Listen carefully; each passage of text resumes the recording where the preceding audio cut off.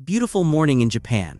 Mei is busy playing hide and seek with her friends. Her mother Asiai checks everything before leaving for the market: knife, safety switch, even the bathtub lid. Time is scarce. She rushes through the stores, eager to return before the children scatter. But Mei is nowhere to be found. Questions to neighbors lead to nothing. No one saw her after the game ended. Calls in social media groups bring no answers. Panic creeps in. The police are called. Tahiko, Asiai's husband, rushes home stunned. Mei never leaves without telling anyone. The search operation begins. Anxiety tightens its grip. Hiku notices Mei's shoes still inside the house. A chilling thought strikes. Asiai tries to calm herself with a drink. A careless slip and she leaves the glass, heading to the washing machine. The machine starts and then a scream cuts through the air. Inside, Mei suffocated during the hide-and-seek game. She died trapped. A year passes. Asiai cannot escape the shadow of grief. She avoids even the washing machine. She blames herself. Hiku insists on therapy sessions, but progress is slow. The house mirrors her mind, messy, chaotic, like a neglected dustbin. Then one day, Hiku's mother, Toshiko, notices Asiai's condition. She gives her the address of a temple where offerings are burned in rituals, hoping it can ease Asiai's sorrow. Asiai hesitates, then agrees. The next day on the balcony, she clutches the ritual plate, lost in thought. A gust of wind snatches it, tossing it onto the road. She chases, desperate, the wind almost mocking her. Finally, she retrieves it. Among the antique human-sized dolls, her eyes fix on one. It resembles Mei. Something about it tugs at her heart. Back home, Asiai is lighter, almost cheerful. She sits to eat only to freeze. On the table, Mei's dress has been draped over the doll. Asiai, in a moment of painful nostalgia, spent a fortune bringing it home. Hiku is shocked. She treats the doll like a child, feeding it, dressing it, even arranging a place for it in Mei's old room. The obsession grows. The doll becomes the center of her world. Therapy sessions start to show progress. The doctor smiles. Asiai's attachment is no longer unhealthy. This is doll therapy, a method proven to help emotional recovery and even dementia through realism. Hiku becomes the perfect partner, supporting Asiai at the market, on walks, always carrying the doll as if it were their own child. The doll replaces Mei's place on the wall. A new washing machine hums in the background. Months pass. Asiai announces she's pregnant. Naomi enters their lives, bringing light back to the house. Gradually, the doll is pushed aside, placed among others in a corner. Naomi's photo takes its place on the wall. One evening, Naomi cries inconsolably. Asiai places the doll beside her, and after some time the tears stop. Toshiko watches through the baby monitor, relieved. Suddenly, the doll's hair tangles around Naomi's neck. A dangerous accident narrowly avoided. That night, Hiku examines the box, deciphering the Japanese inscriptions, and decides the doll must be stored safely. 5 years pass. Naomi grows, goes to school, and one day a marble rolls into the storage room. Curiosity brings her inside, where an eerie sound awaits. She finds the doll. Memories storm back. Asiai notices strange growth in the doll's hair and nails. Hiku discovers that old Japanese dolls often use real human hair, but that doesn't explain the nails. Days go by. Naomi talks to the doll, dresses it, even sleeps beside it out of jealousy.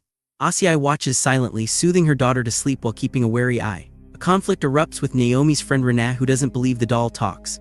Meanwhile, Asiai notices signs of harm on Rena's hands, seemingly caused by the doll. Apologies are exchanged. Calm returns until Naomi destroys her sister's photos in anger, mask on.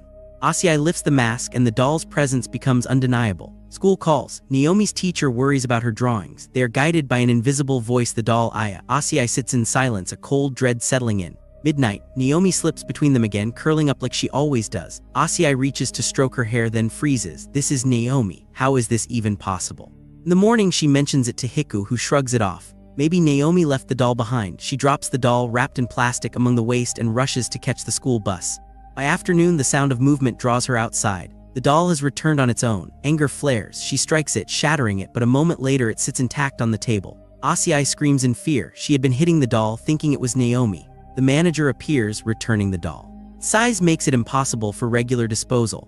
Asiai waits for a larger vehicle to take it away, then finally releases it. A fire alarm blares from the main road. Rushing there, she sees a cleaner trapped in a waste machine. Miraculously, he survives. The doll, untouched, lies beside the machine. Naomi returns home, furious, clutching the doll. Later, Hiku wakes to find Asiai missing. On the baby monitor, Naomi chats with the doll, her words somehow answered. The doll speaks. Asiai's unease deepens. Rain pours outside. Naomi insists on hide and seek.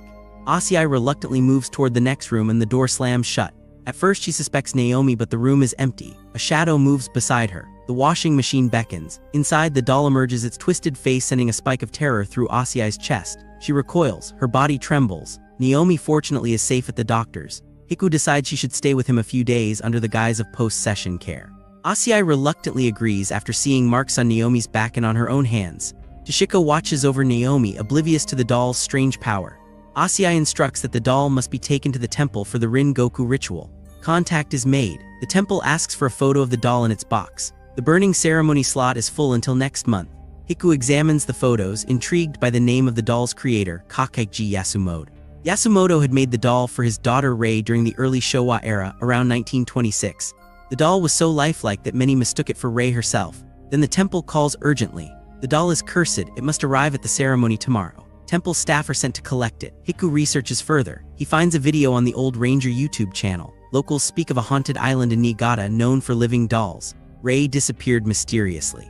Her body was never found. Her father Taiko believed Rei now inhabited the doll. He died, but the curse persisted. The island itself is treacherous, accessible only 2 hours a day when the tides permit.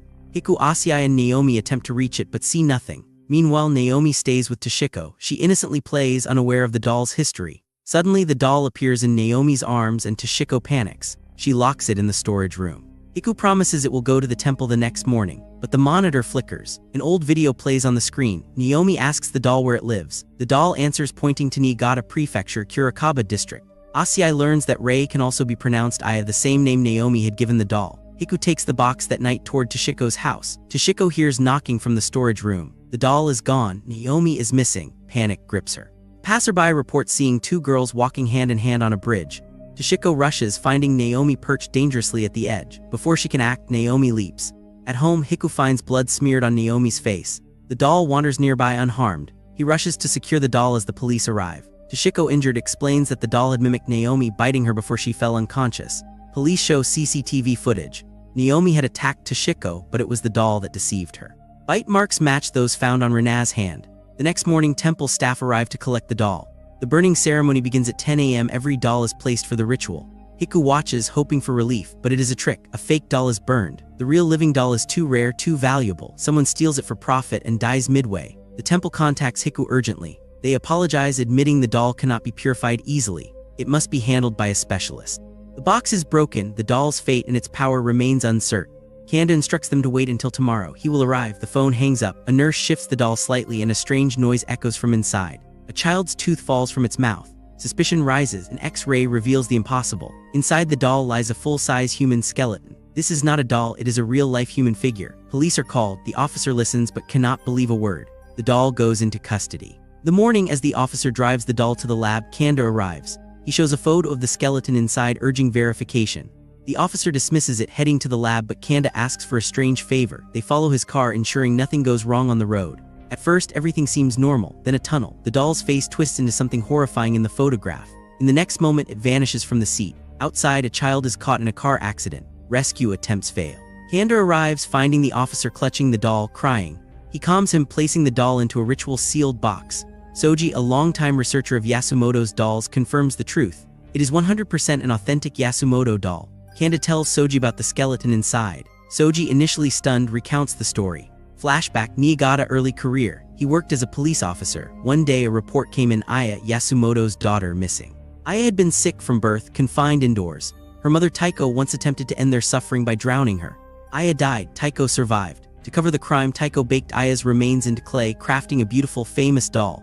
Her hair and nails preserved. Asiai finally understands the truth behind Naomi's drawings all these years. Taiko's final wish, the doll buried with her daughter on Kanejima Island. But the doll disappears. Many assume supernatural activity, but the truth is simpler. Yasumoto doll sold for high prices. Thieves or antique collectors removed it from the grave. Eventually it reaches Asiai and disaster begins. Soji has hunted this doll his entire life. He never expected it to appear here. He refuses to keep it. Kanda decides the doll must return to Aya's grave on Kanejima Island. Asiai insists on accompanying him. Hiku drives them toward Niigata, following an occult investigator's advice. Along the road, they review footage of the island. It is supposedly haunted, but the video reveals more questions than answers. The 5 investigators appear in one frame, but an extra figure is visible. Who filmed it? They reach Niigata, renting a hotel. A map of the island guides Kanda to track Taiko's grave for the ritual. As they perform the search, Aya's spirit, still trapped inside the doll, manifests violently. They struggle to contain it with a ritual cloth. During the process, Kanda is severely injured. The next day, Asiai and Hiku continue without him. He leaves them a metal detector to aid in locating the grave. Setting a 2-hour timer, they reach the approximate location marked by a dilapidated torii gate. They dig, hearts racing. When the lid is removed, the truth stuns them. Taiko's body remains, but the doll is gone. Only 30 minutes remain. They cannot waste a second. The doll must return to Taiko, the lid closed, the ritual completed. Asiai descends to the grave to retrieve her daughter's only photograph, a simple frame that had fallen inside. But carelessness turns deadly. Burning incense ignites the ritual cloth binding Aya's spirit. Inside, Aya struggles. She cannot escape. Every attempt is blocked. Finally, as they close the lid, her hair catches on shards of the broken photo frame. With the glass cutting away the remaining strands, Aya frees herself, just enough to settle, calm, and rest. At last, the family sits together, Asiai, Hiku, Naomi, and memories of May. Aya's returned to her mother's side, peace. Naomi embraces her mother on the way home, innocent and untroubled. But Hiku hears a noise from the next room. Slowly, pressure builds on Asiai's neck. Something tightens, constricting. Inside the washing machine, a scream rises, her daughter trapped, desperate. Asiai looks in the mirror and freezes. It is not Naomi, it is Aya. Hiku shatters the machine lid, rescuing the child. Asiai realizes the horrifying truth. Aya has been manipulating them, weaving illusions to trap them in the grave forever. Only May's spirit intervenes, guiding them free. Aya was never truly evil. From the moment Asiai treated her like a child, Aya had sensed a mother's love, a mother she had never known. Holding Aya's hand, they escape the grave. They return safely from the island. Life seems to resume its fragile normality. Time passes. The family cherishes little Naomi. They venture outside, laughter echoing, the past momentarily forgot. But a shadow lingers. Kanda uncovers startling news about Yasumoto. He visits Toshiko, urgency in his eyes. The food on the table has rotted inexplicably. His chest tightens. The baby monitor flickers. Naomi speaks, not Naomi. Aya, a cruel revelation hits like ice. They had always known only half the truth. Taiko, Aya's mother, had hated her from birth. Abuse and neglect shaped Aya's hatred. Asiai's love had been a beacon and a target. Aya's true plan had been revenge. Naomi had only been a pawn. The greatest mistake of all, returning Aya to the grave. And the final horrifying truth, Hiku and Asiai are still trapped in the illusion. The child they thought was Naomi, the one they now bring outside, is not their daughter at all. It is Aya. She smiles perfectly like Naomi, but the shadow in her eyes promises the nightmare has only just begun.